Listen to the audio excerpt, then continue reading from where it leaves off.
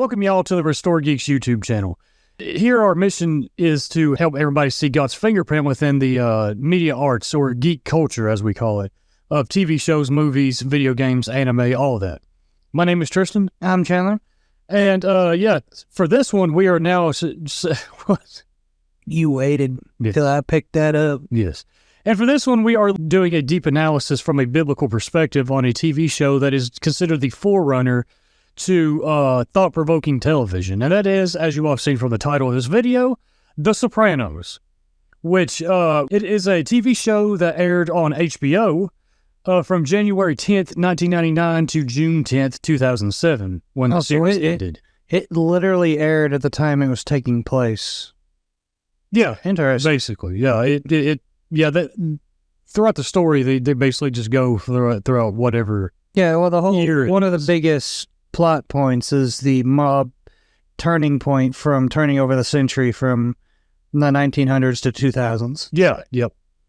It stars James Gandolfini, Lorraine Bracco, Michael Imperioli. Forgive me if I absolutely butchered these names here. But as I also explained earlier, it revolutionized the anti-hero concept, where the main character is not a good person. Yeah. That you can't root for, really. As I also said, it influenced TV shows to become more artful and thought-provoking, because before this show, the television was considered kind of boob tube, is what they call it, where it was like reality television and just brain rot stuff. Oh, yeah. For Like people. Seinfeld. Yeah. Now, some people will get mad at you saying Seinfeld. That's why I said it. Enjoy. I think Seinfeld is bad. I think The Office is mid. Great. And everybody has just now clicked off the video. Thank you. Now that we've weeded out the losers, you can continue. Hey, listen. Yes. If you like those shows, it's fine. I just don't. I couldn't get into them. Yes, but The Sopranos was like the forerunner to actually creating like making television thought-provoking and artful. And so it's considered, it's in the top like 10 highest rated TV shows of all time, which is one of the reasons why we're doing a video on it here, because it's such a highly regarded show, and it is very, very well put together. Oh, yeah. Now, the ending obviously was controversial to it, the way that the series ends out. And it was apparently inspired by a poem by Edgar Allan Poe titled Dream Within a Dream, which I don't really know what exactly from that they got with the infamous cut to black that the ending of the show has. I think what he did was he got some backlash. He got on his dial-up computer and typed media that just ends, and Yes. Edgar Allan Poe's thing popped up, and he said, that's what I took it from. Yeah, it probably does. Yes. It takes place in New Jersey and some parts of it in New York. It focuses on a fictional story of the Italian-American mafia, with the main character, Tony Soprano, being a Don for the most part. He's not really a Don in the beginning, but he becomes a Don. Yeah, In season 2. he allows his uncle to be the Don while Yeah. he technically is the Don. He allows his uncle to think he's the Don. Yeah. While he is honestly kind of like... He let his uncle be the fall guy so that he could run underneath him. Yeah.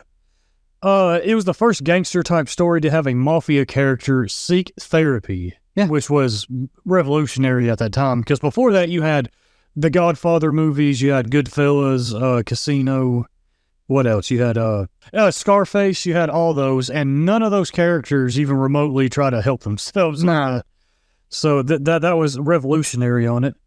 From it, apparently James Gandolfini, as kind of like a method acting thing, would stay up all night, would pull all-nighters to look stressed out for like parts of his Tony character that would be like very stressed out. Well, it worked. A mess. Yeah. He would stay up all night to look like that. And then another really interesting fact is that apparently professional therapists praised the writing of the Dr. Melfi character for being a spot-on representation of what that would look like, as a patient like Tony would be, quote, nearly impossible to treat. Yeah. So, yeah. And she tries her best throughout the entire show, and honestly gets nowhere. No, she gets absolutely nowhere. Mm-hmm. Only to find out that everything she said he somehow twisted and used to benefit his mob business. Yeah. So yeah, the entire show is a mafia mobster show. And what we plan to do with it on here, we here at Restored Geeks, we are Christians. And so our entire ethos of this channel is to consume the best stuff within geek culture like this, like the Sopranos here, or media arts culture, from a biblical perspective, to bring out the good that is within it that we can glorify God with, and while having discussions on like the gray areas and the bad that is within it. That's what we plan to do with the show and the show story on this video. Now, I do want to give a warning though.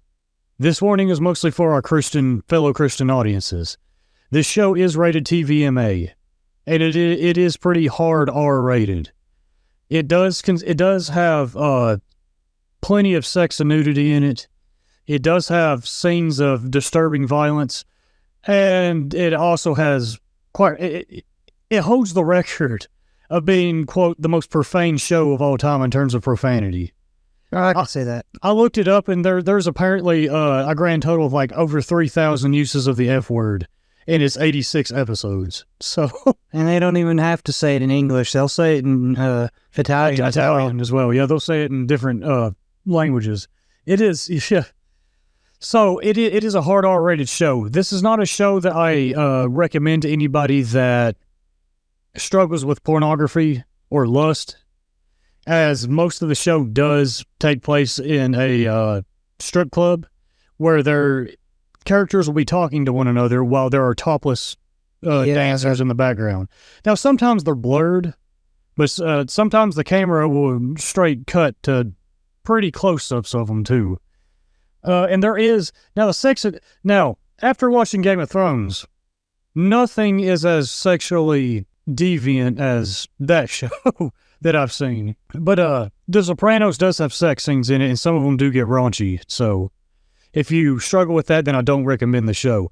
I only recommend the show to people who are mature in their faith enough to be able to consume this and it not affect them, and are very into, the media arts and want to watch one of the most well put together shows of all time out there. That's the only people that I recommend this to. And this video is mostly for those type of people. So yeah, and to preface that, because we're going to go into the deep analysis of the story. Yes. Prior to that, we've said it already. It's one of the greatest shows ever put together. You can clearly see God's gift that gave to the director of the show. The talent that they have. Speaking of which, I forgot to bring up that did I bring up that it was directed by David Chase? No. Okay, it was written and directed by David Chase. And, he's the writer and director of the show. And then after it fades to black, we get to see the true ending as, what's his name, goes on Sesame Street. James Gandolfini. Yes. Goes on Sesame Street. I guarantee. He is here talking broccoli. Yes. And kids that were watching it was like, Mommy, what is that? And there was like, none yet. None. I bet you parents are that are just sitting there with their kids saw him up walk on and went, yeah. Yep. Oh yeah, another fun fact too. Apparently James Gandolfini said that he got he called them wise guys. He got actual maybe mobsters come up to him and tell him that they don't want to see him wear shorts anymore because a real Don doesn't wear shorts. That's why I continue to wear shorts. Maybe, yes. Yes. I know, that's a weird fun fact. So yeah, if you are sensitive to any of that sort of stuff, then I don't recommend it. And I don't recommend listening to this video and also if trigger warning for this video, we are going to get into some deep controversial topics that range anywhere from, what? Not just deep controversial topics, we're also going to get into some very disturbing topics. That range anywhere from dark and disturbing to controversial in like a political sense. So yeah, just a warning on that. So, and we are going to get into spoilers. So if you plan on watching this show but don't want it spoiled, then don't listen to this video. No, take our word for it. It's worth a watch if you can handle it. Yes. Otherwise, you can continue on. Yes. And, yeah, go watch it, then come back and listen to this video. All right, let's now get into the deep analysis part of it from our biblical perspective. But the wicked are like the tossing sea, which cannot rest. Those waves cast up mire and mud. There is no peace, says my God, for the wicked. Isaiah chapter 57, verses 20 through 21. The Bible presents the principle that God presses in on everyone, both believers and non-believers, of his existence and his standards in morality. That he has written these on the hearts of everybody, and those who love and accept him and follow these tend to live in peace, not a perfect peace, but they are able to ultimately rest in him. While those who don't tend not to have any kind of rest and peace, except for maybe tiny little periods on fallible things in this world. This is shown through passages like the one just said in Isaiah, shown earlier. The Sopranos seems to be a fantastic story or case study of this principle of no rest for the wicked. Tony is a man who lives a wicked, sinful, debaucherous life of a mob boss who is under constant stress from trying to hide what he does from his own family and trying to evade authority. The stress ends up causing him to have panic attacks that cause him to seek therapy as he tries to understand it while refusing to give up his lifestyle. That's where we begin, because this is exuberantly shown throughout the show. Yes. That no matter what he does, as he continues to do his wicked stuff, he continues to constantly have issue after issue after issue. No matter how many things he fixes, he has issue after issue. And his panic attacks are from stress. Yeah. Anytime he gets super stressed out, he starts like hyperventilating, and then he passes. And if you also pay close attention, it usually happens along the time of him thinking he has peace over something, only to find out that he's either struggling with, did I do wrong? Yes. Or why didn't it go the way I wanted it to? Exactly. Yes. Yes. So that's where we begin. Yeah. Now, some people consider Tony to be a sociopath. I don't necessarily know if I would consider him to be a full-on sociopath, because actual doctor-diagnosed sociopaths, they feel nothing for nobody. Yeah. He does show signs that he cares about his family. No, well, not even just that. Yeah. You can't, the definition of a sociopath, you can't put it on somebody who loves anything. Yes. Because right at the beginning, we realize that he has a fondness for animals. Yes. Specifically ducks. That, not to mention, too, just the fact that he knows that there's something wrong with what he is doing, and it's killing him from the inside out. Yeah. I don't think an actual sociopath would struggle with it. No. He is very evil. Yes. But he is not a full-blown sociopath. Yeah. And I also want to make this disclaimer that we are not professional therapists or psychiatrists, so we're just kind of speaking from... Hey. What, yeah. Well, no, we're not just speaking from our own thoughts. We're speaking from that right there. From the Bible. From the Bible. Yes. That's where we're pulling this from. Yeah. So, don't take any, therapy thing we may give as, expert advice. We're not experts in that at all. No. So. No, okay, I'll say this right here. If we give you advice like that, please go ask a real therapist first. Yeah, go ask a real therapist, psychiatrist, or any of that. So, yeah. Now, we're going to get into a episode-by-episode analysis. We're not going to spend 30 minutes on each episode. And quite a few of these episodes will just blow by in 30 seconds. Probably. Because some of them are uneventful, but they're all great cinematic, all of that. Yes. We're also going to go by the main plot points. We are not going to... There's all kinds of tiny little things that happen. If we decided we wanted to go through this, his wall over here would be a spider web of... By the time we got done, yes. Yeah, so we're keeping to the main plot points. Yes, and we would sound dead by the end of the video. So, to start with Season 1 with Episode 1. Tony passes out while he is in his backyard having a barbecue, and he seeks therapy with the psychiatrist of the show, Dr. Melfi, for answers. He tells her that he is a waste conservation consultant. And it takes no time at all for her to understand what that means. Yes. Because as soon as he says that, she says, okay, we need to lay down some ground rules. Exactly. She knows who he actually is. Yeah. Like, Tony's lifestyle is not a secret. People know who he is. No, he's all over the news. Yeah, they're just too scared to confront him. Yep. We then get introduced to Tony's uncle, Junior, who is currently the Don, or at least thinks he's the Don of the... Well, no. What's his name is the Don, and he's the one who ends up in the hospital in the first... Jackie Sr. Jackie Sr. is the Don. Tony and Junior are on the same level now. Yes. And correct me if I'm wrong, but the family that the mob family they are a part of is called the DeMio family. Yes. Yeah, the DeMio family. Junior absolutely resents Tony for moving up the family hierarchy. Like, he absolutely... Yeah, because Junior had been working with his father and to worked his way up to being a captain, and then Tony got it like that. Yeah. Like, so Jackie liked him. Throughout this entire show, you have, like, pride from all of these different characters. Like, they only care about getting theirs, and theirs only. Then we get introduced to Tony's mother, Livia, who is a bitter old woman who refuses to move into a retirement home because Tony wants her to. Tony is so full of joy and happiness. Yeah, she is one. Yeah, bitter old woman. She's a black. I think Carmela put it best. She was a black hole who sucked the joy out of anyone who came near her. Yes. Later on in the episode, Tony tells Melfi about ducks in a pool that end up signifying to him not wanting to lose his family. So he does love his family. He does not want to ever lose them. Tony's nephew, Christopher, we get introduced to him. He's Tony's, like I said, he's Tony's nephew, and he is involved in this mafia life with Tony.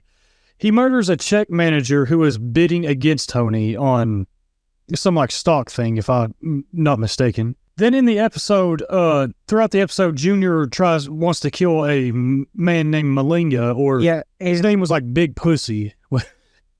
Yeah, and we're saying that because that's the actual name. Yeah. Now, no, his name was Little Pussy. Pussy Malinga was Big Pussy. Yeah, and the other one was Little. And Junior wanted him murdered, but the problem was where. Exactly, and we didn't get introduced to Artie, who is a longtime friend of Tony's, and he owns a restaurant, an Italian restaurant.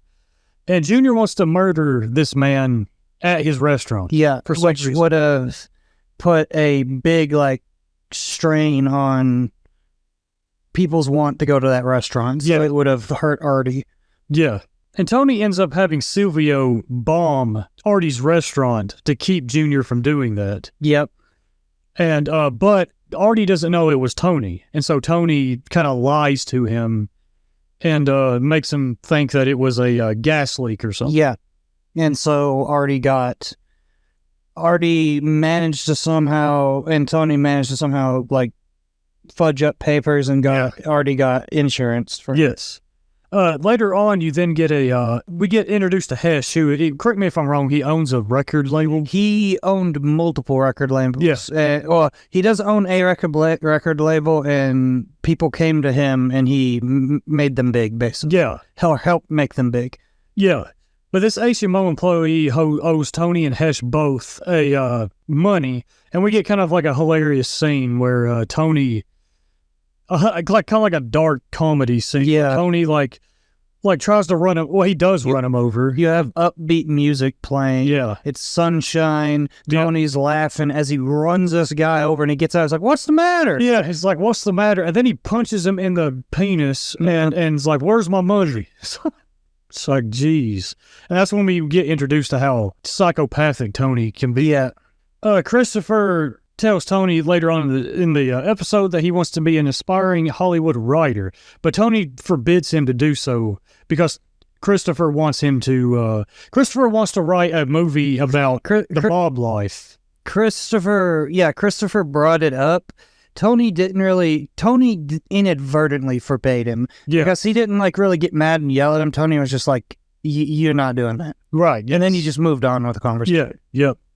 And then the episode ends with Junior kind of alluding to Livia that he wants to get rid of Tony.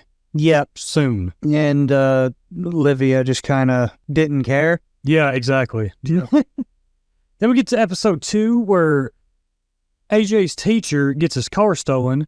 Tony gets Big Pussy Salvatore. Yeah. You can call him Salvatore. Yeah, Salvatore.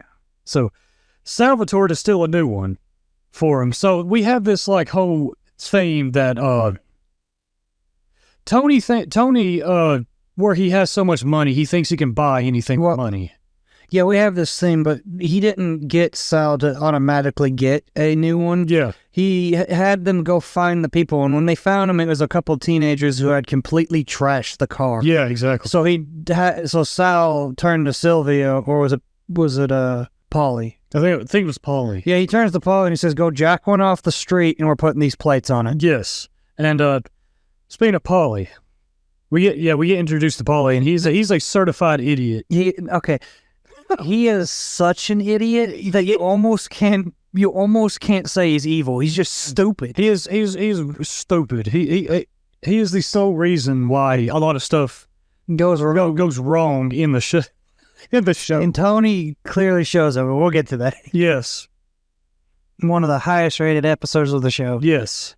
Oh, yes. We then have Christopher and his friend Brendan steal a truck full of DVDs, which causes tension with Tony and Junior and the entire DeMio family headed by Jackie Sr. No, the reason it causes tension. The reason it causes tension with you're talking about the carjacking, right? Yes. Yeah. It's because the car and the suits that were jacked were Junior's. Oh yeah, it was Junior's suits. So it was on Junior's payroll. Yeah, it was on Junior's payroll. So that happens. Tony forces him to take the truck back to Junior. While Livia then decides to drive a friend and forgets to shift her car into reverse and ends up injuring her friend. Yep. And then Tony tries to get her to go to a retirement home, which she refuses to. And then Tony tells her that she needs to stop with the poison black cloud around her. Mm-hmm. So we have this theme of one of Tony's issues. That his mom is a poison black cloud has been an awful influence in his life. And here we can get into some of the biblical stuff right here, because Tony has that imprint that God put on us through the Bible to honor your mother and father. Yes. Because he really, really loves his mother. Yes. But she does not feel the same, and she does nothing but hurt him back. Exactly. And it's a big pain point, as Dr. Melfi points out. Yeah, and it's kind of like in Better Call Saul, which we'll do a video on that sometime. Yeah. When Jimmy McGill is trying to do his best, but Chuck, his brother, pushes him over the edge and causes him to go back down a dark path.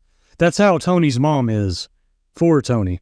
Dr. Melfi then tells Tony that he needs to come to terms with his hatred for his mother, and he gets mad and just gets up and walks out of the session, which I honestly busted out laughing on that one because it was kind of...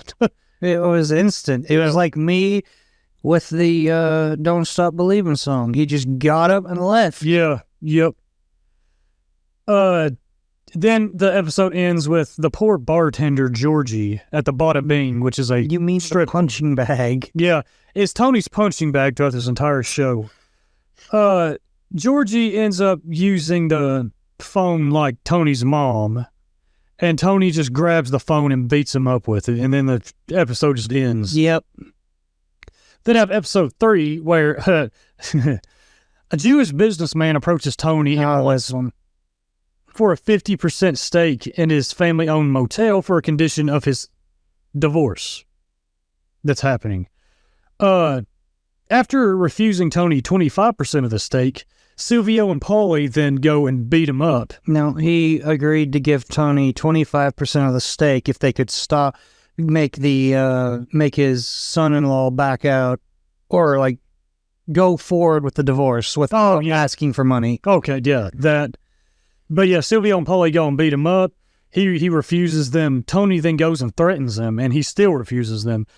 Tony then calls Hesh, who is a Jewish person, and asks for advice, and Hesh tells him to, quote, finish his bris. Finish his bris, because what's the one thing that no man can live without? Exactly. So Tony threatens him with castration, in which he finally yields. Well, he yields a little bit. Yeah. He calls the Jewish man and says, I'll take 10%. So the Jewish man settled the difference. He said, I'll take 10%. I give him 10%, and I'll give you the other 15. We're good. Yeah. And then Tony beats up the Jewish man and says, no, you're giving me the full 25. Yeah. Exactly. Jackie Sr. then gets diagnosed with stomach cancer. Yep. And gets put in the hospital. Meadow and her friend try to buy speed from Christopher, which he refuses, but then we get introduced to Adriana, Christopher's at the time girlfriend, who is a very tragic character in this story, which we'll get to later. And she convinces him to sell Meadow and her friend speed, which he decides to, but then Christopher then has a mock execution done on him by Russian thugs, which he thinks that is Tony mad at him for selling speed to Meadow, which actually it's not. It was actually people from Junior. It was a distraction from Junior while Junior goes to kill Brendan in his own apartment. No, okay, yeah. Junior sends a bunch of people. 2 of them grab Chris. They go out and they mess with him, and they pull the trigger. There's no bullet. Yes, yeah. And then they leave. But then it shows Junior's right-hand man walks into Brendan's apartment and shoots him. Yes. In which, I'll explain the thing that's kind of both funny and dark at the same time once you get there. Yeah. It's when Tony's walking into... Yeah. I might not have that on here, though. Well, I can explain it if you don't. Yeah, okay. We didn't get to episode 4. Yeah, you don't have it on. No, I don't. Well, I think it's towards the tail end of that episode. No. Well, at one point, Adriana picks up Meadow. Yeah. And then Chris just pops out of the back of the seat with a freaking cast on his neck and all that. It's like, what'd you tell Tony? Yeah. He thought it was Tony. But then Tony goes to confront Junior, and he just walks up to the guy who killed Brendan. Yeah. This is both comedy and dark at the same time. Yes. Because he just walks up to him with a staple gun and just starts shooting at him. He's like, how you doing? And just punches him and throws him to the floor. I forgot to write that one down for some reason.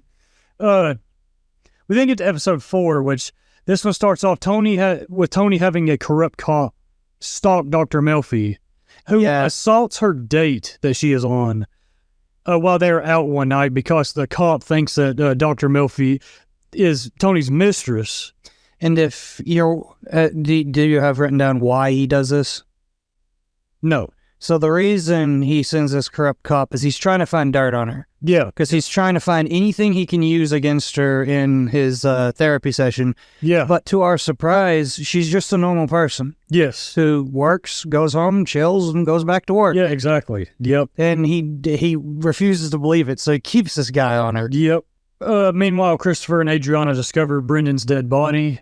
Yep. And Christopher thinks... and I got ahead of myself because it's after this. So. He thinks it's Meadow at first and finds out it was Junior, in which Chris goes and beats up Mikey, Junior's right-hand man. Yep. And confronts Junior, but Junior tells him to come back loaded next time. Yeah. Don't come back at all. He tells Tony this, not you said Chris. Yeah. He tells Tony. Oh, yeah, he tells Tony. Tony walks up and shoots him with a staple gun multiple times. Yeah. And then walks in there and he tells Tony to come back heavy or not at all. Or not at all, yes. Yep. Meanwhile, Jackie Sr. dies of the cancer. Yeah. Actually, because we then get glimpses of Junior become... He does... I think this is the same episode. He comes back heavy. Yeah. But it was just because they decided to let Junior be the fall guy and think he's the Don. He goes in there and tells him he wants Junior to have the role. Yeah, and we get glimpses that Junior becomes the primary target of a RICO case. Yep. That the FBI has been building up. And that was in pictures of him as they were taking pictures of him becoming the Don. Yes. Then it zooms out in this cool scene where you realize that the pictures being taken were from the FBI agents who was putting him up at the top. Yep. Meanwhile, AJ, Tony's son, gets into a fight at their Catholic school that they're going to, in which the other kid... they get into a fight, and then they try to get into a fight again, but the other kid, the second time, decides to give like AJ compensation for his shirt that got tore up during it because of Tony's reputation. Yeah, because AJ was like, he was afraid of me, and his friends say, he ain't afraid of you. Yeah, he's afraid of your dad. And this is where AJ and Meadow start to begin to suspect that their dad is in the mob. Yeah. We then get to episode 5. Tony's daughter, Meadow, is just trying to find a college to go to in the future. Tony takes her on trips to, future colleges she might go to. And while she's doing it, she asks if he is in the mafia, which he denies it. He denies it, but then says some of his money comes from illegal gambling. Yep. And we had the theme of, Tony's lifestyle having influence and rippling down towards his kids, which heavily impact his kids and how they act, especially AJ, which we'll get later. But while they're out, Tony spots Febby, a former member of the DeMio family turned witness protection, who is giving information to the FBI. And he stalks him for a little bit, and then, as Meadow is in a college interview, decides to go up and strangle him to death with a wire. Yep. And this was actually a revolutionary, when it aired, a revolutionary episode, a scene, because no main character in a TV show had ever been this evil on screen. Oh, yeah. And apparently David Chase, the main writer and director, was advised not to do this. But he told them that, no, we're going to do it because it's going to show that Tony is not somebody to root for. Because at the time, as far as I could tell from what you've said, at the time, we haven't really had an anti-hero show. Yeah, exactly. So he wanted to make sure you knew, this ain't your hero, buddy. This is your main character. Right, exactly. This is who your main character is. Yeah. If you want to take anyone who could be considered the good guy, it's only Dr. Melfi. Yeah, Dr. Melfi really is the only good person. Yeah. Yes. Because you could say it to Adriana, but she did bad things. You could say it to Artie, but he went off the deep end. Yes. Carmela, but she's complicit with Tony. Yeah. A lot of stuff. And then, oh gosh. Then, while AJ is over at a friend's house, while all this is going on, Carmela is by herself at her house. However, the Catholic priest, who is a friend of the family named Father Phil, visits Carmela while she's alone to enjoy her cooking and her wine. Literally. A little too much. A little too much. Which this right here is just absolutely inappropriate. Well, it is inappropriate, but can I bring up one thing he says? Yeah. This dude is stupid. He is very... He straight up says, if you add up everything that Jesus ever said, it amounts to 27 minutes of talk. Yes, which, sure, but what does it matter when it's the God of the universe speaking? Yeah, what would it matter, first off? But second off, do you really think that everything he said is in the Bible? Yeah, no, there are works and stuff that it says that if it was written, it'd wrap around, the earth wouldn't be able to... Well, there's literally a part in the Bible where it says he's preached from morning to dusk. Exactly, yes. And all of that wasn't written down. Exactly. Or we would be reading his words from morning to dusk. Him being stupid ain't the scummiest thing. No, him just being at her house, at a married woman's house, by themselves, drinking wine, which there's nothing wrong with drinking wine, but you have to be wise with where you drink it. Yep. And by yourself at a woman's who is married's house is just inappropriate. Yeah. And which we'll get into, but later we find out this ain't the only woman he does this with. Exactly. But while they're doing that, Carmela confesses that she is scared for her and her family's souls. And they have mock communion, don't they? Yeah, they have communion as they do that. And I don't mean that as mocking communion. Yeah. I mean as mock, as in your first draft. Yes. Sort of thing. Yeah. Well, this brings up the thing that she knows that what they're doing is wrong. Yes, exactly. Catholicism is a huge theme in the show. Most of the characters are what I would call cultural Catholics, meaning that they're friendly to Catholicism and they may think that they're a Catholic, but they do not follow it whatsoever. Well, Catholicism as well is a big thing in the show because it's just a big thing in the mob. If you go watch The Godfather or any of those other movies, they also are Catholics. Yeah, and exactly. The reason being is that these people, and we'll get more into this later, especially with some of the stuff that Paulie says. Yeah, they think that Jesus is their ticket out of hell. They think that, or they believe in which we are Protestants. We don't believe in Catholicism, but we believe that Catholics are saved. We just believe that they've added on too much crap that isn't in the Bible. A lot of the characters here, they believe in purgatory, and they believe that they're okay with what they're doing because they're just going to spend years in purgatory, repenting of it, I guess. Which is one of the things that I have a problem with on the whole doctrine of purgatory in Catholicism is that it can cause people to think this way, when that's not what the Bible teaches at all. It teaches, no, you repent now, or you're going to hell. Yeah. And we can see that Carmela is struggling, understanding that what her husband is doing and what she is complicit in is wrong. And now she fears for their souls. Now, during the first season or so, she does try to get him to turn to God. She says it multiple times. Yeah. But that'll quickly go away. And as you'll see later on. Yeah. And then her and the priest almost kiss, but they stop. Then Dr. Melfi actually calls the... And Carmela finds out that Tony's therapist is a woman and suspects Tony is sleeping with her, in which he denies, and then they have a huge argument about the priest being over. Yeah, I have issues with that. Like, why are you immediately going to jump to that decision? Because Dr. Melfi was literally the most professional-sounding person to the phone.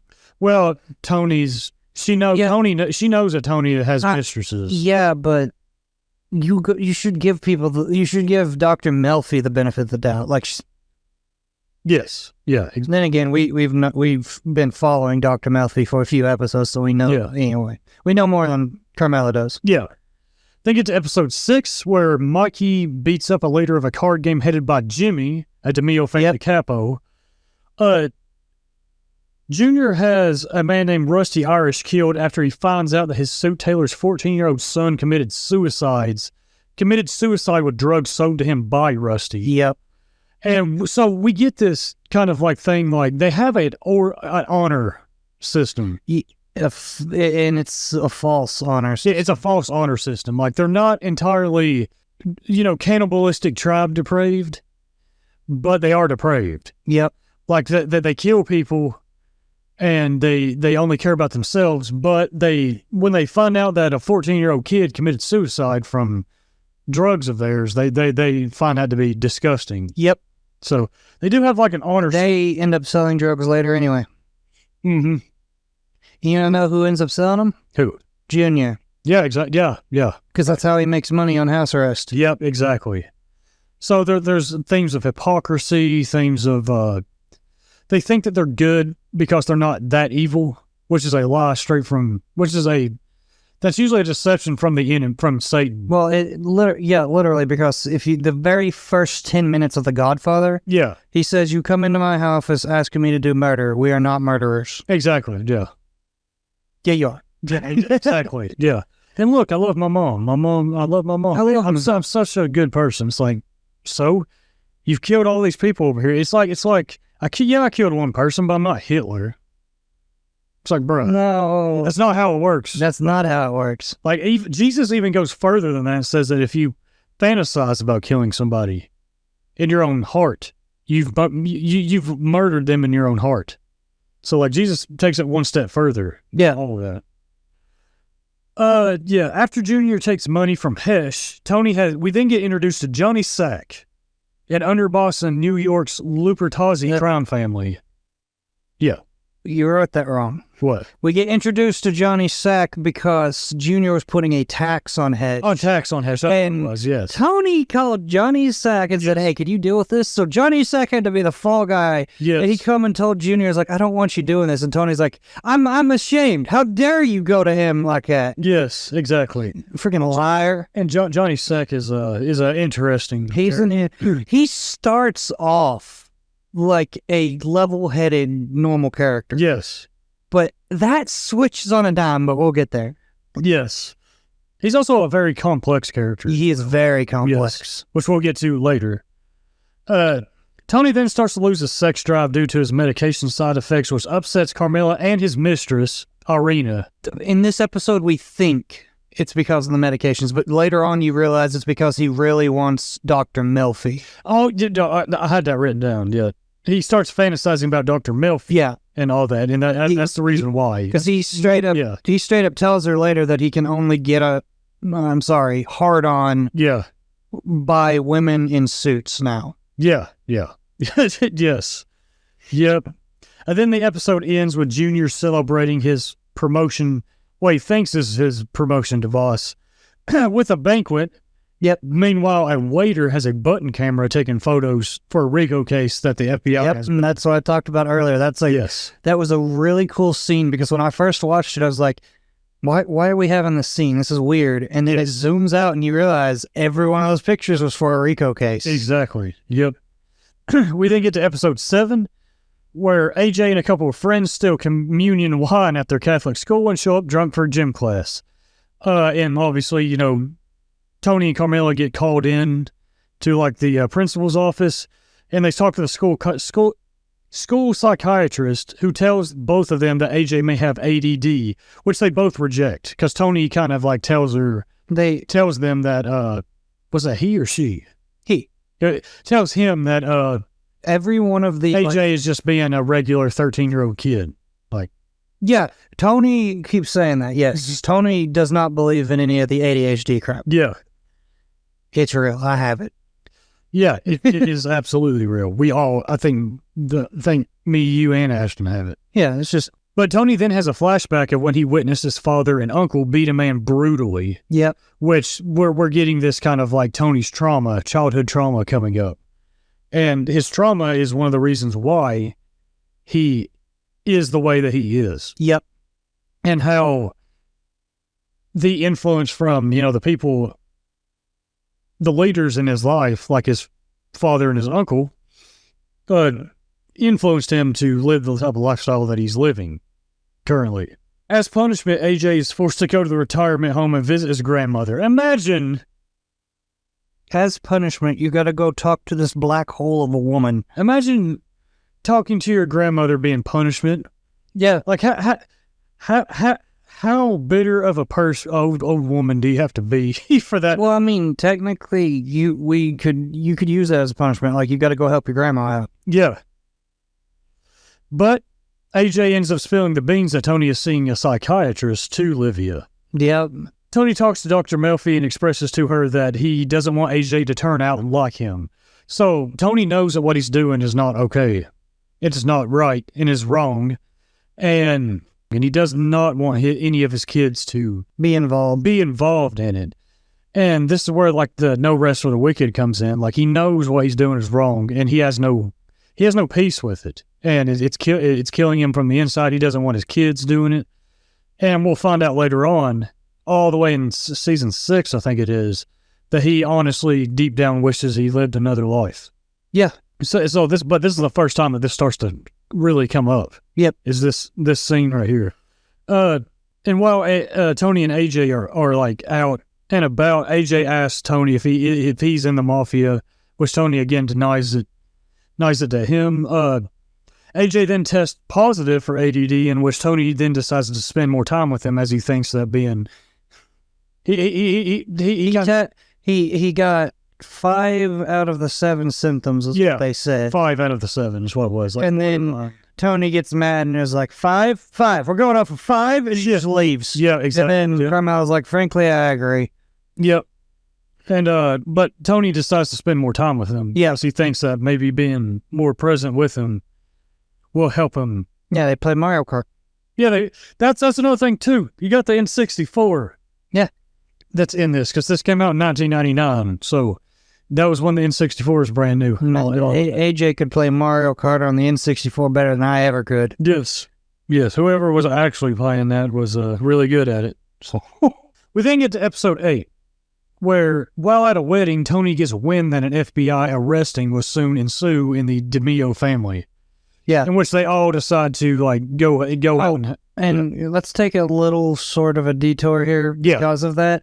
And let's talk real quick. He treats this cop who's trying to help him out like absolute dirt. Yes, exactly. Because this cop shows up and he says, I found out that there's a RICO case going on for the DeMio family. Yes. And then Tony just starts screaming at him and belittling him and all of that. Yeah, exactly. And he's just like, I'm trying to help you here. Why you got to be so mean to me? Yeah, exactly. Tony and Carmela hide guns. They start to hide guns that are in their house, and they hide them in Livia's room, unknowns to her, because she's like completely clueless. That's what's going on as they do it.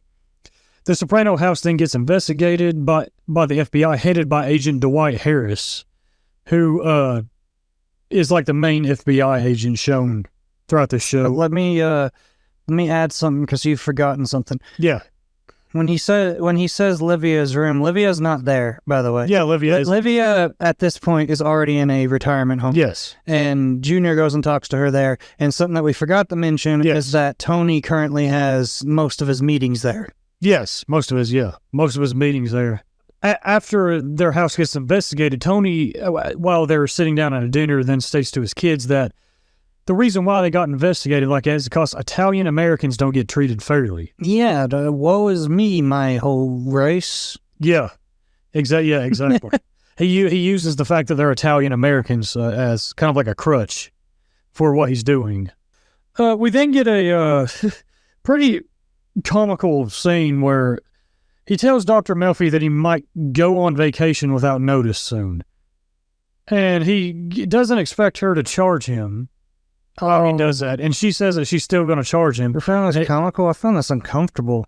Yeah, well, yeah. I mean, he gets mad, gets up, just starts throwing money on the ground. Yeah, he starts throwing money on the ground like she's a stripper. Yeah, and then he like yells at her and just leaves. Yep. Meanwhile, Christopher is like getting haunted by a dead body and having nightmares of it, and he decides to go get it moved.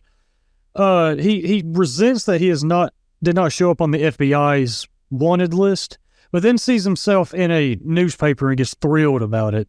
So we see that Chris so badly wants to be in that. He's been so influenced by Tony and everybody around him that he wants to be a part of this mafia. That, and I also think it's because, as you know, by this point, he's already started working on his movie script. Yeah. This gives him publicity. Exactly, yeah, it gives him publicity and all that. Livia finally tells Junior that Tony is seeing a psychiatrist. That scene's comical. Yes. Because Junior just keeps asking, and she keeps going, yes! Yeah. In the middle of, like, some show that's going on, and one of the old ladies turn and go, shush! Exactly, yep. Yep, and she also explains to Junior there, inadvertently, that most of the people in the DeMio family have their mothers in that same facility, and they're having meetings there. Yes, exactly. Yep.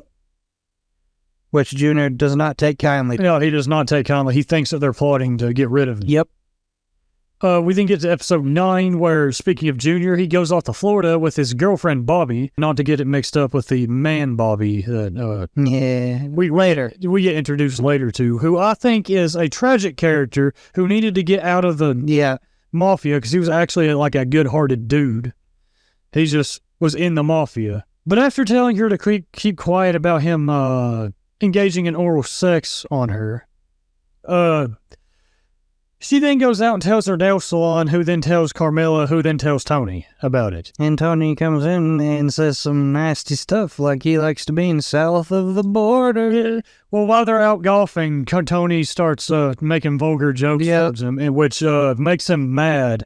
And Junior, we then get a very uncomfortable scene where Junior goes up to Bobby, fires her as a secretary, breaks up with her, and then takes a pie and shoves it in her face. Yep. While she cries and he walks away. It is a very uncomfortable scene. It was. And, yeah. I thought he was going to kill her, and I was like, Yeah. And then another plot point in this episode is that Tony, Silvio, and Artie try to get their head soccer coach, Don, to stay as the coach. But after Meadow claims that he sexually molested her fellow, player, what do you call those? Soccer player. Fellow soccer player that is her friend, Tony tries to order a hit on him, but they're at that bada bing, and Artie kind of like tells him that he's kind of acting selfishly doing this. Because he throws Artie out at the bada bing. What? So you've got this all out of whack. Oh. So he goes to order a hit, but he first talks with Dr. Melfi, who says, yes, why do you feel like this needs to be you? Yeah. And then Artie was going to kill him himself until his wife said, you're acting crazy, you need to stop, and you need to let the cops do it. Then Artie finally realized he was doing wrong and came to Tony at the bada bing and said, Tony, you need to call off the hit. Yes, exactly. Yeah. That's how it went. Yeah. Yeah.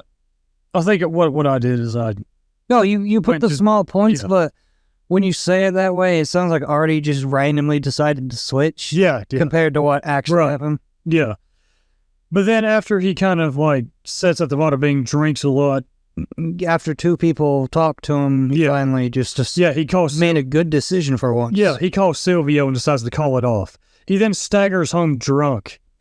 And he's like knocking over everything. Carmela's trying to like get him to just lay down. Falls on the couch. But he said this is a really interesting scene because after he falls on the floor, he looks up at Carmela and says, I didn't hurt nobody. Yep.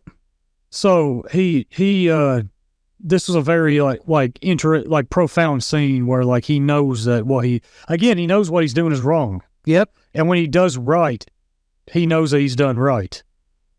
He just does not want to, throughout this entire show, he does not want to give up what he's doing. Now, there is a good discussion that came from this scene, but this is a discussion well beyond the scope of this. Yeah. And that's our justice system doesn't do enough. Yes. And that's why he wanted to do it himself. Exactly. Yep. Yeah. I completely forgot about that. Yeah, because doesn't he gets arrested, doesn't he? Yeah, the coach does get arrested, yes. But he gets, like, as far as I remember, I think he gets 10 years. Yeah. Yeah. And Silvio, after that, says something along the lines of, like, 10 years, he's going to be right back out, and you know what exactly he's going to do? He's going to go back to teaching girls soccer. Exactly, yeah. Yep. Yeah, and they want to enact justice themselves. Yeah. And Dr. Melfi even says, let the justice system handle it until something else happens later. Yeah. We'll get to that. Yeah, exactly. And it is kind of like a frustration with how evil doesn't necessarily get what it completely deserves. Albeit, you would then have to take Tony out too, because he's honestly no different. This is something that happens a few times on the show where Tony makes a good decision that you still can't justify because of everything else he does. Yeah, exactly. We can get to episode 10 where Paulie, Christopher, and Salvatore rob and kill a Colombian drug dealer for what Tony refers to as the score of a lifetime, where they get all kinds of money from it. Oh, yeah. And then Christopher and Adriana meet a self-proclaimed gangster rapper named Massive Genius, who... that whole episode is just kind of comical. Yeah.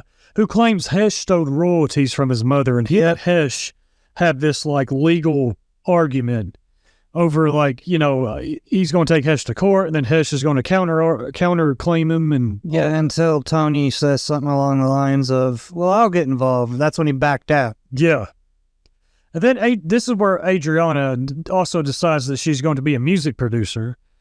And with one of the worst bands. Yeah, well, that's the thing. Like, here's the thing. Back at this time, this was a very interesting episode for its time. Because back at this time, a genre called post-rock was becoming popular. So that's what that is? Yeah. Post-rock is, it's called post. Yeah.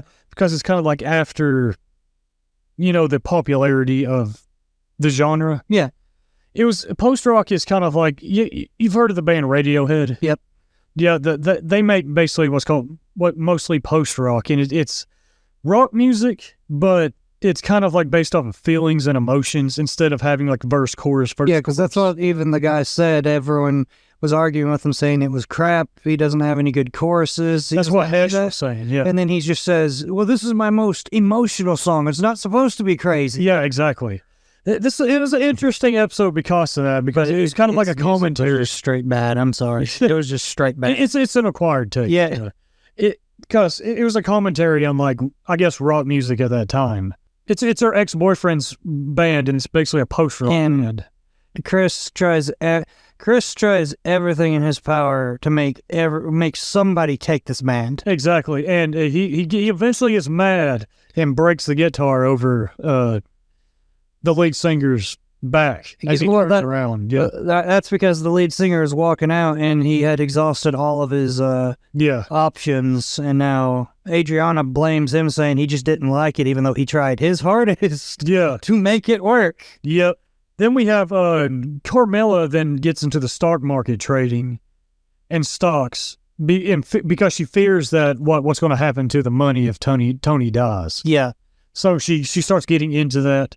Meanwhile, Tony goes on a golf thing with the family physicist named Bruce Cusimano and his friends, and they start questioning him about organized crime. Oh yeah, kind of.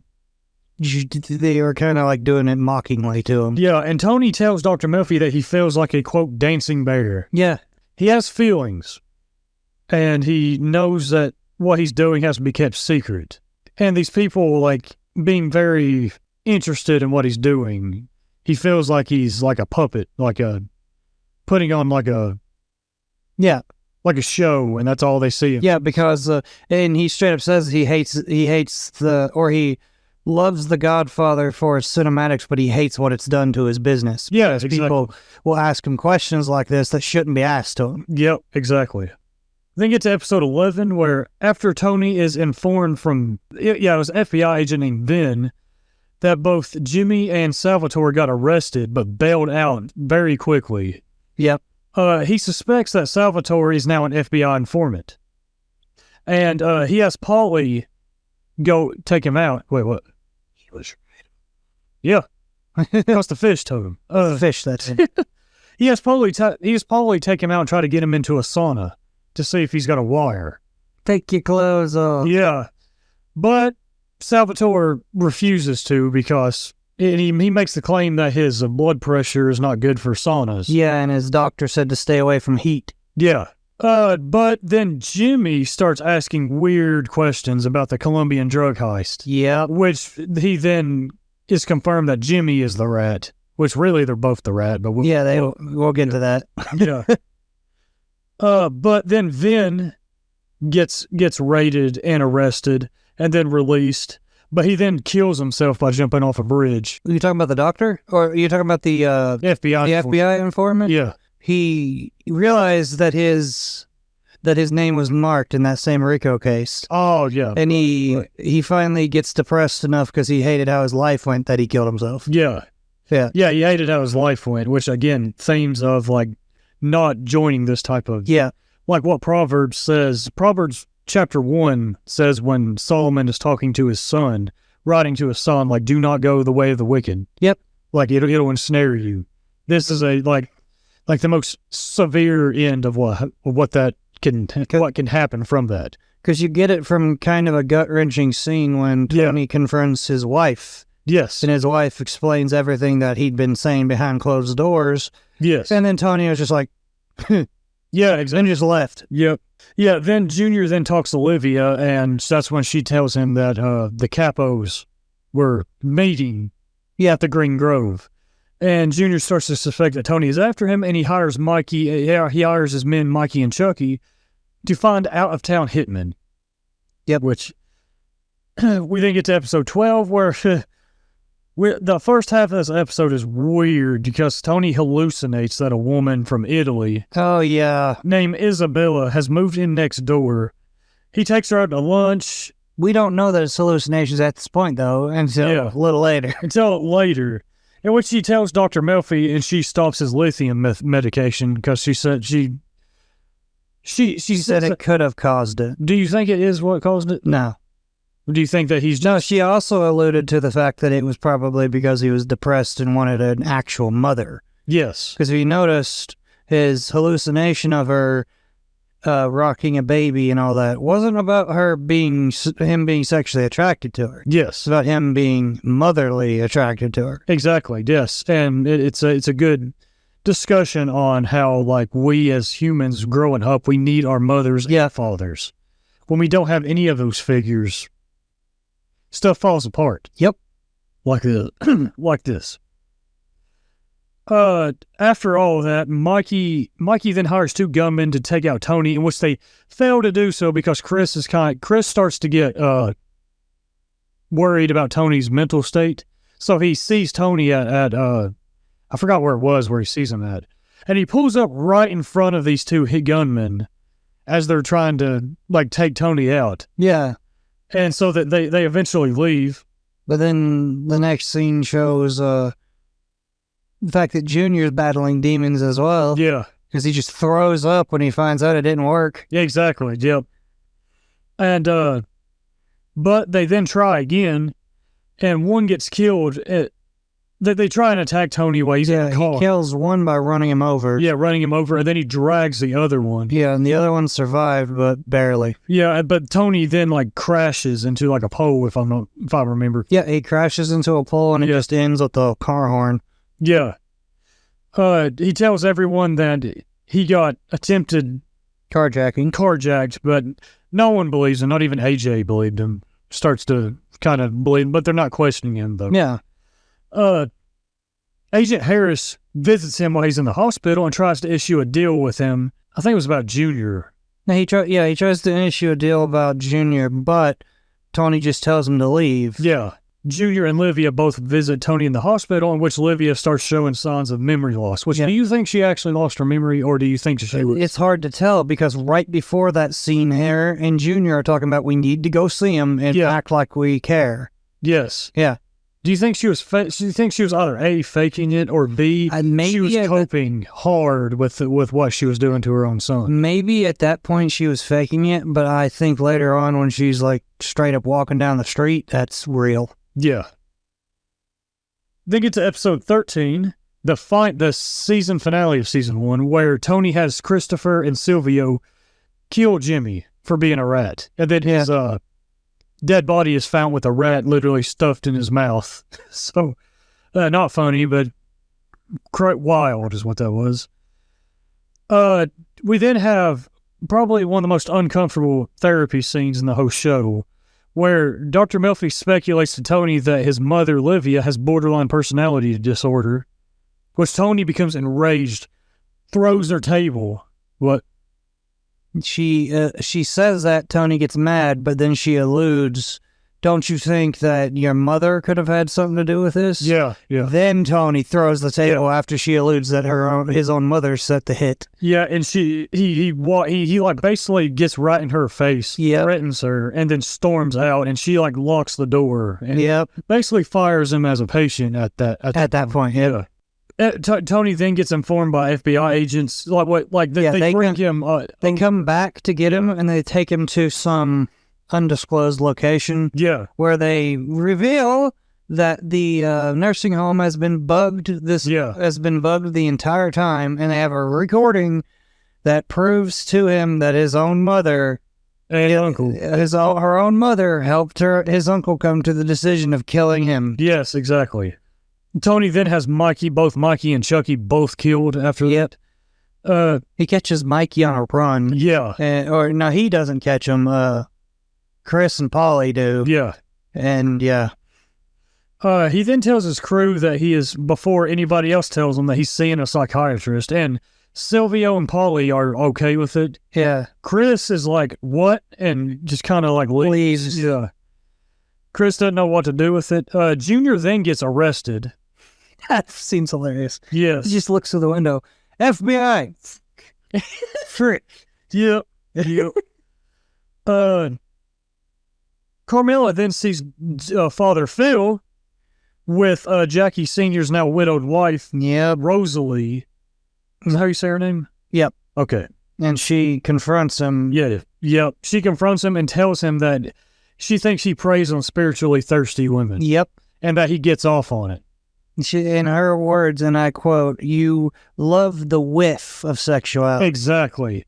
And I agree with her, because this man is like, he's weird. He's weird, and he does very inappropriate things that no pastor or priest, any of them, should be doing. No. Artie then goes to visit Livia in the hospital, or Green Grove. And Livia just kind of like alludes that Tony was the one that blew up his... She's still trying to get him killed. Yeah. Because she just straight up says, how can I look at you after what my son did to your restaurant? Yeah. And Artie was like, what? Yeah. What'd you just say? Yep. Artie then confronts Tony with a gun pointed right at him, a rifle. And Tony's just like, if you really believe that, then pull the trigger. Yeah, exactly. Would I lie to you? Yes. Yes, you would. You're doing it right now. Exactly. Yep, exactly.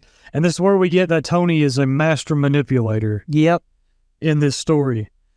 Tony Artie ends up giving up. Artie's so mad he breaks his own windshield his own blinkers and then just leaves. Yes, exactly. After that, Tony then goes to visit his own mother and tries to smother her. Yep. But she then has a stroke and she gets wheeled off. Yeah. And we get a very uncomfortable scene. Yeah, we get an uncomfortable scene where he says, look at her, she's smiling. She was. Yeah. And he straight up like goes up to her and he's like, I know what you did. Yep. And she just smiles at him. Yep. Then later that night in the episode, Tony and his family start to take refuge from the storm, from like a severe thunderstorm in Artie's brand new restaurant, which Artie is very reluctant at first, but then he's like, all right, fine. Yeah. And then we get kind of like a touching scene as the season ends with Tony and his family gathered together at a table, and Tony like has a toast to them to quote the little moments that were good. Mm-hmm. And kind of shows that Tony is he's trying his best to hold on to like good things. It's just, again, the no rest for the wicked. When you don't have God as the center and you don't go by his will that he reveals in his word. Yep. All you have is just fallible things to hold on to that will make you feel good in the moment, but will not ultimately fulfill you. And Tony is feeling this. And also the storm is interesting because up to this point, Tony has been in control of everything. Yes. But then he comes and he has to grovel on his knees to Artie. Exactly. Because even he can't defeat God in the storm going around him. Yep. We then get to season 2, episode 1, where it's a bit after all the events that happened in the season finale of Junior's been in jail for like 2 months. Yeah. And Tony is now the boss, the Don of the DeMio crime family. He is, but they still leave Junior as the head, as the fall guy. Yeah, as the fall guy, yes. And Tony is no longer in therapy with Dr. Melfi. Dr. Melfi has actually left and has tried to... Well, so we forgot to mention, at the end of season 1, he told Dr. Melfi to run. Yes. To hide, because she was in danger. Yeah. And she did. We see her again. She's working out of some motel. A motel, yep. Yeah.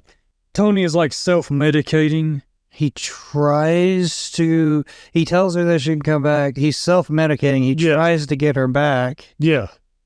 She gets mad because she had 2 patients commit suicide. Yeah, he even tries to come back, but he's told her she was on vacation. Yeah. Yeah. He tried to come and tell her that she was okay, and then the cleaning guy was like, she go vacation. She go vacation, yep. Also forgot to mention that in season 1, while Tony was trying to hide going to therapy, there's a scene where he goes up to her. He sees Silvio walk out of the dentist office, and he runs and hides. Yeah. From Silvio. It was kind of a funny scene. Yes, because he didn't want Silvio to know yet. Yeah. He also has a weird dream where he sees Silvio having at it with somebody in Dr. Melfi's office. Yeah.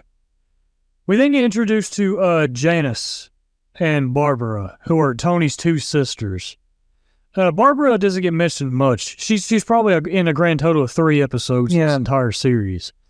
But Janice has a major part in this. Yeah, well, Janice is honestly what I would consider the grandmaster manipulator. Yes, she is a master manipulator. Her even more than Tony. The only reason why she even shows up is because she wanted Livia's house. Livia is no longer in her house. She wants her house. She knows Tony's going to sell it. Yep. He's going to try and sell it. And she manipulates Carmela so hard that Carmela believes her. Exactly, yes. And yeah. And Tony sees right through it immediately. Tony's grew up with her. Yeah. So he sees right through her. After like having kind of like an argument with Janus, Tony's mood worsens.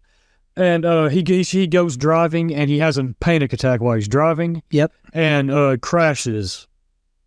Runs off the road and crashes. He tries to consult a new psychiatrist, but none of them will take him because they know who he is. He just straight up says, "I'm not taking you." Yeah, exactly. I don't need this kind of issues. Yeah. He then gets somehow gets Dr. Melfi's phone number in the motel that she's at. Mm-hmm. Calls her. And she basically tells him to F off, get out of my life. Yep. And all of that because of what he did of how he treated her at the end of season 1. He does come back right after that, and she locks the door on him. And he says, "Fine, we can go to a coffee shop or something." And then she lets him in. Yeah. That's when he tells her to leave. Yeah. Then she goes to the motel, and that's when he calls her and just says, "You're good," and then hangs up on her. He then meets her at the coffee shop after crashing his car. Yeah. Tries to ask for, because I try to get her back. Yeah. Because no one else would take him. Yeah. Meanwhile, Christopher tries to hire someone to take his stockbroker's licensing exam. Yeah. No, he does hire someone. Yeah. Because the exam thing starts as like, all right, if I call your name, say here, and you calls Chris's name as some Asian dude. He goes, here. Yeah. Yeah, because Christopher has like a stock marketer thing going on. It's like a business. Yep. And he is the head of it.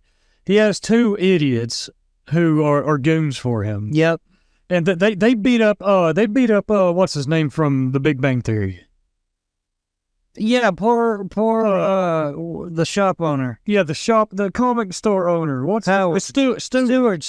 Poor Stewart. The actor who plays Stewart is just a random stockbroker that these 2 idiots beat up for. They come up, they dump coffee on him, they throw him on the ground and start beating the crap out of him. Yeah.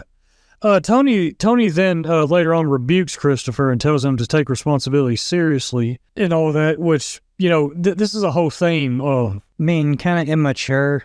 Chris is like immature, but he also tries to do good, but Tony is an awful influence to him. Oh, yeah. Throughout this entire show.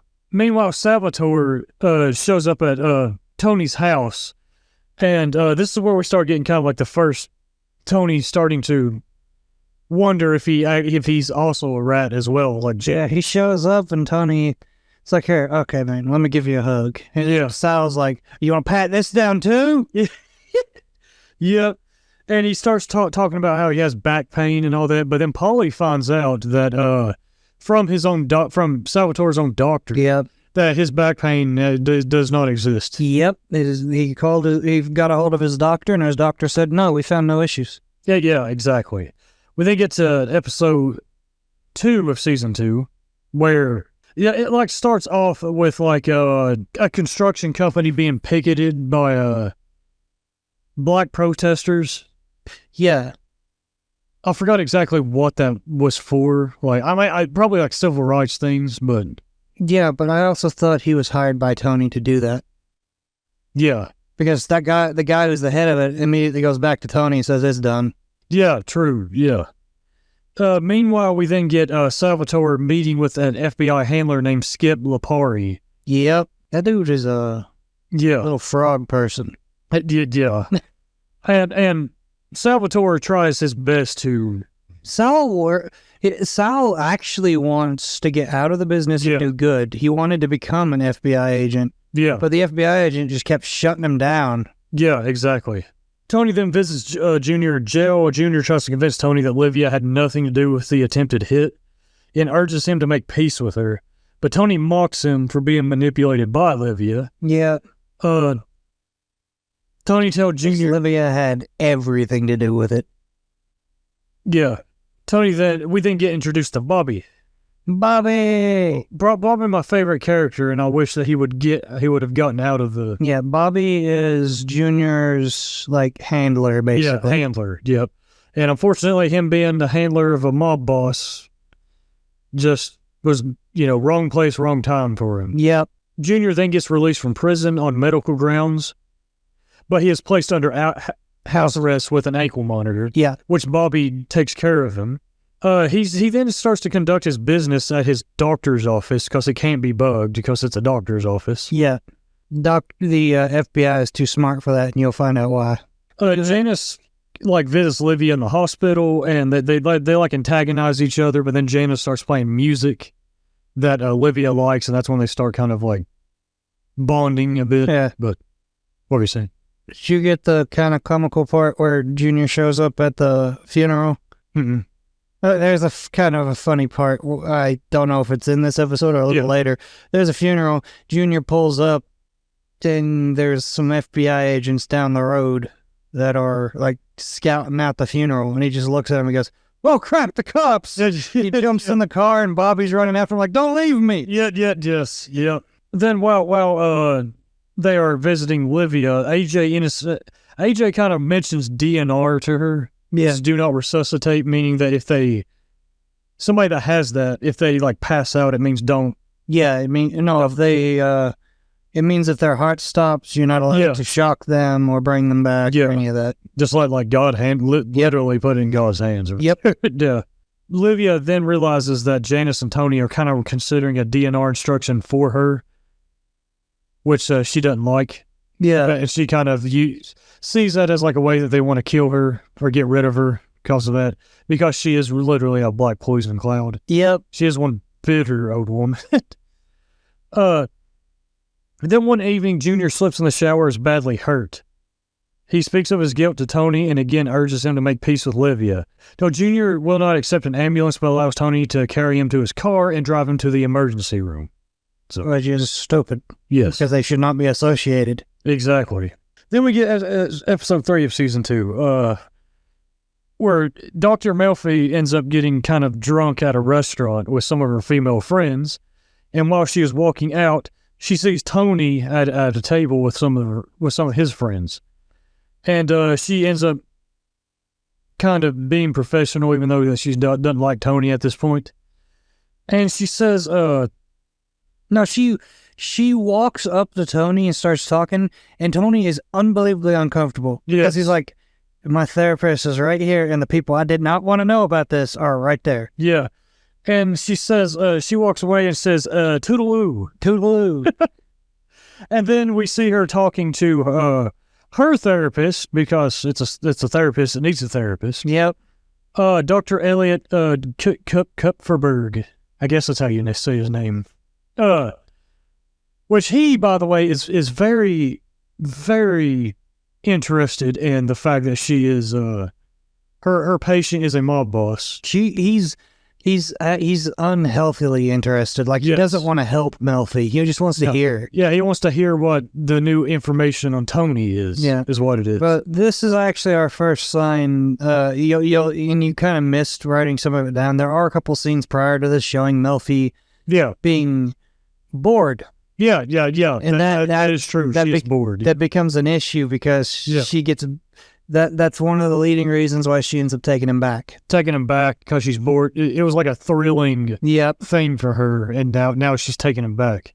She confesses to her therapist, the Dr. Elliot person, that she behaved like a, quote, ditzy young girl to evade responsibility as a therapist for him. So, yeah, that's why she said ooh. And I just want to preface that the title of this episode is called Toodle Effing Ooh. So, what? Yeah. That's what she says. Yeah. The scene literally starts off with her looking at her therapist going, Toodle Effing Ooh. What was that? Yep. Oh, yeah. Meadow then throws a party at Livia's house, which goes out of control, and the house ends up getting tore up. People puke everywhere all over the place. The police then arrive, and an officer who knows Tony contacts him about it, and Tony finds Meadow drunk and drives her home, but he and Carmela do not know how to punish her. Yeah. He threatens to take her credit card for 3 weeks while still providing cash for gas. Yeah. No, he didn't threaten that. She tricked him into doing that. Oh, Meadow did? Yeah. Because technically it means she got all of her stuff paid off. Oh, true. Yeah, true. She won in both instances there. Yeah, then Janice kind of like defends Meadow, saying that she is showing her independence, but when she sees the house and how tore up it is, she becomes furious about it. Yep. But there's a kind of a sad scene when Tony's trying to change the locks. Yeah, exactly. And then she sees that's at the end of the episode. Yeah, he sees Meadow in the house trying to fix her wrongdoing. Yeah, cleaning, which is a very touching scene. Yeah. We then get Jackie Sr.'s older brother, Richie, who gets released out of prison. Very nice character. He was in prison for like 10 years. And he swears him down to Tony that he has mellowed out by taking medication and doing yoga, which, no, he has not. No, he has not mellowed out. Yeah. But he secretly hates Tony because he is younger. Tony is younger than him and is now the boss of the Crown family. He also doesn't like that he has he doesn't have the same privileges that he had before he got imprisoned. And he tells Tony stuff like, what's mine is not yours to give me. Yeah. Because he's bitter and salty about all that. Yeah, and then Richie kind of like after, when it comes to like, things that happened in the past, he goes and viciously assaults a man named, a pizzeria proprietor named Benzi Gaeta, however you say his name. Yeah. And which kind of shows that he's a psychopath and he is not mellowed out at all. Yeah, but that guy ends up going to Tony. Yeah, the guy ends up going to Tony. And Tony asserts his authority over Richie, which Richie does not like that at all. No. Richie then goes to Junior and pledges his loyalty to him, which then again creates more tension between him and Tony.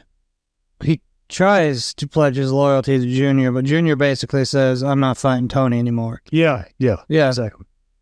And then Richie then meets Janice at a yoga class and begins to try to start having a relationship with him. We then get to episode 4 of season 2, where Tony goes to Naples, Italy. Is that how you say it, Naples or Naples? Yeah. Either way. Anyway, they go to Italy with Christopher and Paulie to negotiate the smuggling of stolen luxury cars to Italy with a local Camorra family distantly related to them. Yeah. Where Tony then contacts Furio Guinta, who becomes kind of like he's like a local mobster who can speak English. Yeah. And he ends up later on he comes back to America and works for Tony. Yeah, he negotiates that with the mob boss in Italy, which is a woman. Who Tony is baffled that a woman is in charge. Keeps laughing at her like, "You're not the one in charge. Where's the man?" And she gets mad at him. Yes. And then he's also attracted to her. Yeah. Yeah. But the gravy. Oh, yeah, we got to talk about that, yes. There's a scene where they are in Italy eating actual Italian pizza. Yeah. Which... it has garlic sauce. Which they use garlic, because here in America, our Italian food is not actual Italian food. Yeah. It's Americanized Italian food. Where we have, on our pizza, we have pizza sauce that has all kinds of sugar in it, which makes it taste good. Whereas in actual Italy, they use garlic sauce mostly. And it probably tastes very bitter and all that. But it's normal to them. Paulie brings over a waiter and says, "Can I get some of the gravy?" Yes, can I just get some of the gravy? In Italian, the waiter's like, "Huh?" And the waiter looks over at Furio. Yeah, Furio. Looks over at Furio, and Furio says in Italian, "Americans asking for the tomato sauce." Yes. And then they all start laughing. And then the waiter says, "No class." Yeah, and they all start laughing. They don't have no class. And then they all start laughing, and Paulie gets mad. He's like, "What are you talking about?" Yeah. Paulie's a certified idiot. Yeah, Paulie's... I'm sorry, but I shouldn't use that word, but we're always dumb. Yes. And that's a hilarious scene there. Meanwhile, Carmela has lunch with Rosalie and Angie, who is Salvatore's wife. And Angie talks about how like she is not happy with the fact that he returned to her. Yeah, because he's very, due to him having guilt feelings being an FBI informant.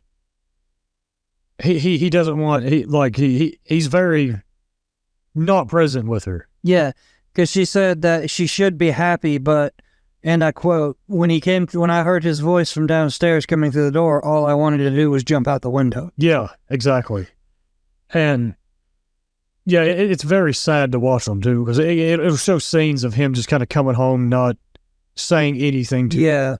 And then she tries to talk to him, and he just kind of like leaves. Yeah, it's very sad. Salvatore then runs into Jimmy Bones, a Soprano associate. Him and Skip, the FBI handler, they try and concoct a story, but Salvatore is afraid that the Jimmy Bones person won't believe it, so he goes over to his house and beats him to death with a ballpoint hammer. Oh, yeah. It was a very intense scene. Oh, yeah, then he shows up, then a very sad scene where he shows up afterwards with a bouquet of flowers to his wife, and she grabs the flowers, just beats him with it, because she's tired of him. We then get to episode 5 of season 2, where Christopher is like doing the screenwriting. Adriana talks to him and tells him how proud she is of it, and enrolls him into an acting course, and which just kind of goes on a downward spiral, because like Chris shows that he has a hard time acting without actually getting emotional. Yeah, because like they start acting out, and Chris loves it at first, but then Chris is supposed to be emotional in a scene, and I think Chris actually starts thinking about like his life and all that. Yeah, and he actually gets emotional, and they ask him why, and he kind of gets embarrassed and walks out. He then comes back the next session, and I think the scene was like him and he was supposed to act out like an argument with somebody, but he actually gets mad and like beats the dude up. Yep. And then walks out. It's actual physical. Yeah. Furio then comes into New Jersey as a soldier for the DeMio crime family under Tony. Christopher has been making collections from the owner of a tanning salon that is used to front a brothel, but payments have been short. So Tony then sends Furio over, and Furio absolutely just in cold blood just kills multiple people. And yeah, Furio, he's a man of few words. Yeah, he doesn't even say a word. We bust into the tanning salon and just slaughters multiple people in it. Yep. Tony then tells like Dr. Melfi afterwards that he like brags to Dr. Melfi that he sat outside while that happened, and he wished that he was in there doing. Now, you don't get it, do you? He did that specifically to make her uncomfortable. Right, yeah. Yep. Because she made him mad. Yep. Tony then finds out that Janice is using their mother's house as a security for a loan, and he gets infuriated by that. But he is taken aback when the door is opened by Richie, who says that he and Janice have revived their previous relationship. Yeah. He looks at him and says, like, she's your effing problem now. And, like, storms out. Tony then kind of, like, starts confiding in Hesh because he's not getting the guidance from Dr. Melfi. Yeah, he couldn't get any guidance from Dr. Melfi or any other therapist. So he goes and he starts confessing to Hesh, but then Hesh just, like, trauma dumps. Yeah, Hesh trauma dumps on him. And freaking Tony gets mad because he's like, hey, this is my session. Yep. I came to you for help. Okay, yes, this is the same episode because, yeah, Dr. Melfi consults her person. Yeah. In order to understand her feelings about Tony, but she eventually decides to resume treating him. Yep. She ends up calling Tony. Yeah. Well, she actually ends up calling Tony and saying she wants him back, and Tony hangs up on her. Yeah. And I think the previous episode was when they met at the diner. Yeah, and she tells Tony that she could have stopped a suicide from happening if he didn't. No, remember, he shows up at the diner and just shows up and just takes the silverware away from her. Yeah. He's like, yeah, all right, knives where they're supposed to be on the table. I don't know why I missed that. But then he asks her to take him back, and she tells him no because she had 2 patients commit suicide while she was gone. Exactly. And tells him literally F you. Yeah. And tells him to leave. Yeah. I don't know why I missed that whole scene, but I did. I didn't write it down. But You missed quite a bit, because when he texts her back, it was after a couple things happened. He told her about him crashing. She ends up having a dream about an absolutely brutal crash. And then when she gets out of the car and looks at the crash, it's Tony dead on the windshield. So she starts to feel obligated to treat him again.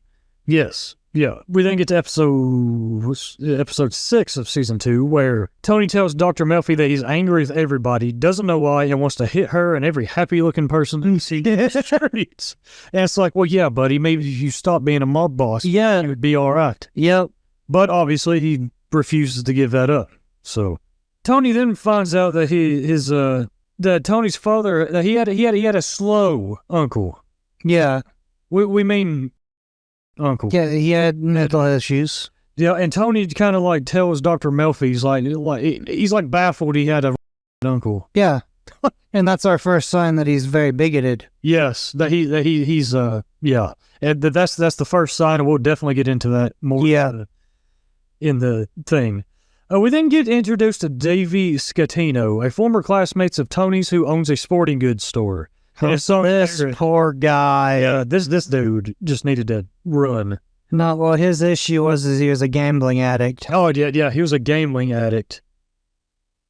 But yeah, Davey is a compulsive gambler who owes Richie $8,000. Yeah, Richie confronts him and tries to beat him up, but Tony stops him. Yeah, and he has been banned from Richie's poker game until the debt has been paid.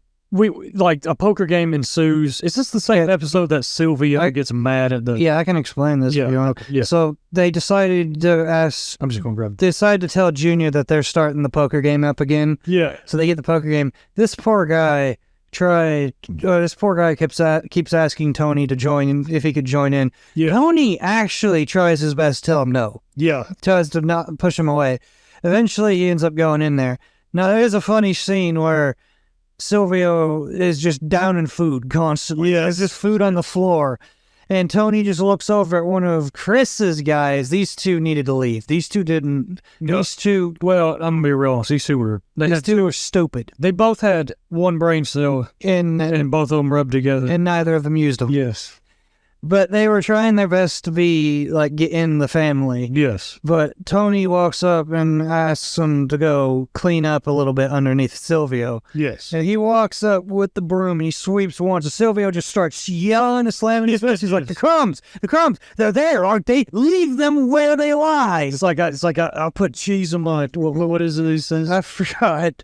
But he's like yelling, like, leave the crumbs. Yeah. Because Silvio gets mad with the gambling. But yep. Then Richie shows up at the gambling thing and sees, what's his name? Dave. Sees Dave and tries to fight him, and that's when Tony grabs him and drags him outside and says, do not mess up this game. Because it's not his game, so Richie has no right to attack the dude there. Yep. Tony is then told by Christopher that Davey is down $45,000 after talking his way into more loans and, the gambling crap. Yep. Because Tony decides to go sleep on a couch in the background, and then Chris kept giving Davey loans. Yes. And Davey misses his first deadline to one of the payments, which Tony just straight up visits his office, beats him up in his own office, and then leaves. Yep. Which, like, shows you how much power or fear Tony has in people. Yep. Because they refuse to, like, call the cops on him, even when he does stuff like that. Yep. Tony then takes his son Eric's SUV away from him, and as a partial pay... Well, Davey gives it to Tony. No, Davey shows up, literally makes up some fake thing about his son, just starts screaming at him saying, you've lost privilege to the car. Yeah. And then he takes the car and gives it to Tony. Unfortunately, this was Meadow's best friend. Yes. And then Tony gives it to Meadow. Tony literally tells Meadow that he got her a new car. Yeah. And she immediately recognizes it's Hunter's car. Yes. Yep. And she didn't like it. No. She found it to be gross and wanted to... Yeah, because there's only one reason he had that car. Yep, and then, because Meadow and Eric Davy's son are doing a duet. Yep. At the tail end of this episode, Hunter. Eric Hunt, is that his name? It may be. I just know she calls him Hunter. Yeah. Well, he gets mad at Meadow and basically tells her, like, F you and leaves your gangster father. Yeah, and leaves the duet. Yeah. And that's the end of that character. But yeah, he never shows up again. No. But unfortunately, his dad's not done. Yeah. Yep. We then you have episode 7 of season 2, where John Favreau plays John Favreau. Yep. Yeah, this episode's kind of boring because it's just Chris talking with a bunch of actors and John Favreau being John Favreau. Yep. He tries to get, John to adopt his screenplay, which John is kind of reluctant to do. And no, John's reluctant to do. Then he steals it. He just straight steals it. Just straight up steals it. But John is like very interested. He knows Chris is in the mob. Yeah. And he's interested to understand more. And then there's a kind of like a comical, uncomfortable and comical scene. Where Chris pulls a gun on him? Chris pulls a gun, he goes doing it, and John's like, oh. John's like, leave me alone. Okay. Put it up. Put the gun away. Chris also meets Amy, and this is where we get kind of like the, all of these mobster characters have no fidelity. Nah. To the women that they're supposed to have fidelity to. Because Chris is going out with Adriana. I forgot when they get married. They get married. Okay, you're getting... Well, no, they don't get married. No, they do. You're getting ahead... Well, they almost do, but you're getting ahead of yourself because that's after Adriana gets caught by the cops, so that'll be later. Yeah, but he's Adriana's boyfriend. But he meets Amy, another screenwriter. Yep. And he is attracted to her, and he has sex with her. And, they have kind of like a fling there, and Chris shows zero. Yeah, she does call him out, though. Yeah. Because he calls her a whore. Yeah. And she turns right around and basically says, look in the mirror. Yeah, exactly. And Chris has zero, like, remorse that he's going out with another woman. Yep. And he is cheating on her. Then we get AJ then takes his mother's car without permission and damages it. Yeah. When his parents rebuke him, he baffles them by stating that life is absurd. No. And that God is dead and... No, yeah, he does say that, but what he actually says is worse. Mm-hmm. Because they said, you had 2 girls in your car, what happens if they died? And he straight up says, that would be more interesting. Yes. And they asked him where he got it from, and he said he got it from Nietzsche. Or Nietzsche. Call it from Nietzsche, who is Friedrich Nietzsche, who is a philosopher who basically is known as what's called the father of nihilism, which is the view that life has no meaning, and everything is ultimately pointless. Yep. And death is more eventful than life itself. And this is where we get kind of like the beginning of AJ's depression that he eventually goes on. And I do think that's due to he knows who his father is. He knows that his mom is complicit in what his father does. Yep. The hypocrisy of them getting on to him while his father does worse things causes him to like question life. Yep. And he came across Friedrich Nietzsche probably in kind of like a writing class, I guess, in his at a school or something. Mm-hmm. And he starts like he embraces nihilism right here. And later on, he's at a football game with Salvatore and his friend, and he brings this up again, but his friend kind of is like, okay, come here. Let me tell you what happened to Friedrich Nietzsche. He ended up talking to his horse. Yeah, he ended up talking to his horse. But yeah, he points him to Kierkegaard, who Kierkegaard is like the father of postmodernism and the whole like little God theology, which is also not good either. So yeah, it's a very interesting scene that can spark discussions on these like philosophies, and especially for us Christians, we can have discussions with our non-Christian friends about these philosophies and show them why they're wrong and show them why Christ is much better Yeah. is a much better view. The biblical view is much better view than any of those. Meanwhile, Salvatore is forced by the FBI to wear a wire at AJ's confirmation. Oh, yeah, and he has like a mental breakdown. Yeah, and Tony finds AJ and two of his friends smoking weed in the garage, in which he tells Salvatore, who kind of like picked up the job of AJ's godfather, I guess you could say, goes and talks to him. And he talks to him with the wire on, and then we see Salvatore in the bathroom, like just breaking down crying because he's because Tony said something to him. I forget what he said. He's like, "I love you," that sort of thing. Yeah, you're like a brother to me. Yeah, and he knows that what he's doing is or he's conflicted. Yeah, he's conflicted because what he's doing is good. What he's doing is good, but he's going against. He has against with old friend. Yeah. And meanwhile, during this, Adriana kind of inadvertently tells Tony about Christopher's screenwriting. So yeah, and Christopher arrives late, and he says, "You're either with me in full, yes, or you're gone in 5 minutes. Yeah, I'll never see you again." Yep, and he tells Christopher to go outside and think of it. Yeah, and if you don't come back in, don't show up ever. Yep. And the episode ends with Chris kind of like sitting there outside the Soprano house thinking about it. Then he gets up and walks back in. Walks back in. So we ultimately decided we're going to do this in multiple parts because we started yapping more than we thought we would on this. So it's going to be a much longer series. Yeah, it's going to be a much longer series. If it was one video, it would probably be like 6 hours long. Yeah, so. I thought we were thinking we were going to boogie. Yes. But then we got an hour in and we weren't even done with season 1. Yes, so stay tuned for part 2, which should be out by next week. Anyway, if y'all like the video, make sure to hit the like button, hit that subscribe button if you support what we do and want to support us more. It'll help us out greatly. Thank y'all for watching. We love y'all. God bless y'all, and we'll see you all next time. Peace.